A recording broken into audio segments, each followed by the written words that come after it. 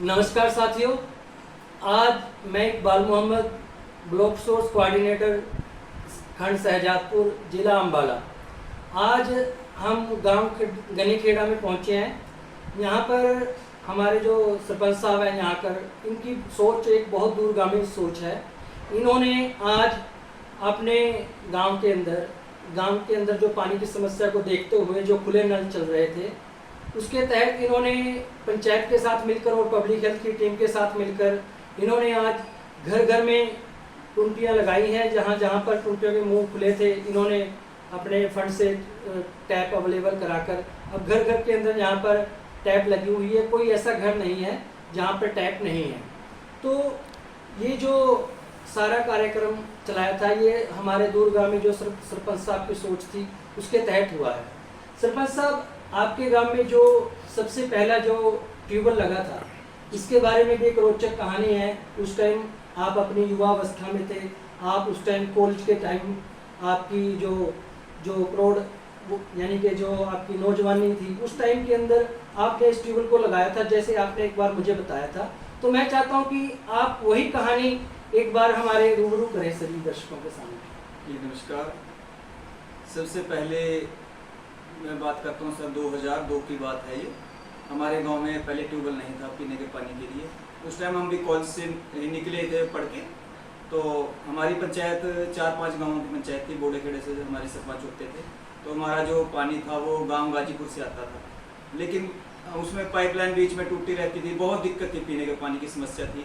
तो हमने गाँव के युवाओं ने 5-6-7 युवा मिलके एक स्कीम का, उस टाइम एक स्कीम थी सेंट्रल गवर्नमेंट की कि सब जल धारा योजना, जिसमें 10% फंड गांव की तरफ से दिया जाता था और 90% सेंट्रल गवर्नमेंट देती थी।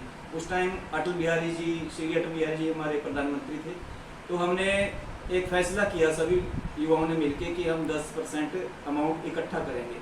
तो हमने पब्लिक हेल्थ डिपार्टमेंट से संपर्क किया, तो उन्होंने बताया कि 7-8 लाख रुपए खर्च आएंगे, तो आपको 80,000 रुपये आपको इकट्ठे करने पड़ेंगे।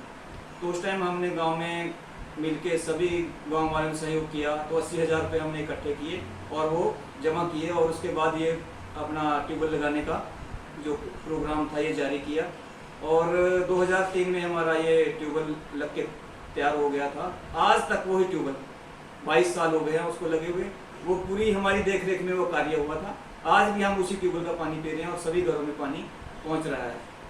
तो सरपंच साहब, आपने उसी मुहिम को आगे रखते हुए कि जो आपकी युवावस्था में जो आपने ट्यूबवेल लगाया था, उसका जल स्तर नीचे ना लग जाए, तो आज आपने आपके गांव के अंदर जो ये हर घर के अंदर आपने जो टूटियां बांटी हैं पानी को बचाने के लिए, तो इसके पीछे आपका क्या सोच रही है? सर, बात ऐसी है कि कुछ दिन पहले जैसे ही गर्मी बढ़ रही थी, तो कुछ लोगों की शिकायत है कि हमारे घर में पीने का पानी नहीं पहुंच रहा।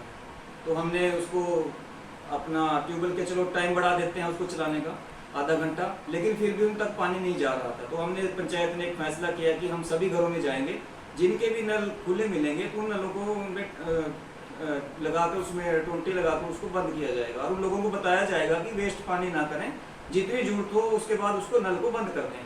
तो आज हमने पब्लिक हेल्थ नारायणगढ़ से हमारे भाई साहब आए हुए थे, तो उनके सहयोग से और गांव से हमारे पंच हैं भाई अनिल जी, और भी हमारे 2 पंच थे साथी, तो और गांव के अपने पंप ऑपरेटर हैं परमजीत सिंह जी, उनके साथ मिलकर हमने इस घर घर गए। सुबह से लगे हुए थे और अभी 2 बज चुके हैं दोपहर के। तो अब पूरे गांव का दौरा कर लिया है। आज एक भी नल ऐसा नहीं है कि जो पानी वेस्ट बहा रहा हो, और लोगों को भी जागरूक किया कि आप जितना जरूरत हो उतना पानी लें, ताकि लास्ट घर तक हमारा पानी पीने का पहुँच सके। तो सरपंच साहब, मेरी आपसे, आपने जिस प्रकार अपना काम किया है, तो मैं आप सभी से मेरी यही निवेदन है कि जितने भी मेरे हरियाणा के सभी ब्लॉक के सरपंच हैं, सभी अपने गांव स्तर पर ऐसी छोटी छोटी क्रियाएं करते रहें।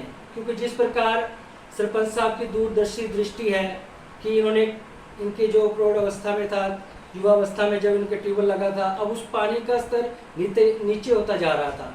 तो मेरी सभी इलाका वासियों से यही गुजारिश है कि आप भी आगे बढ़कर आएँ, सरपंच साहब की तरह अपने गांव का नेतृत्व करें।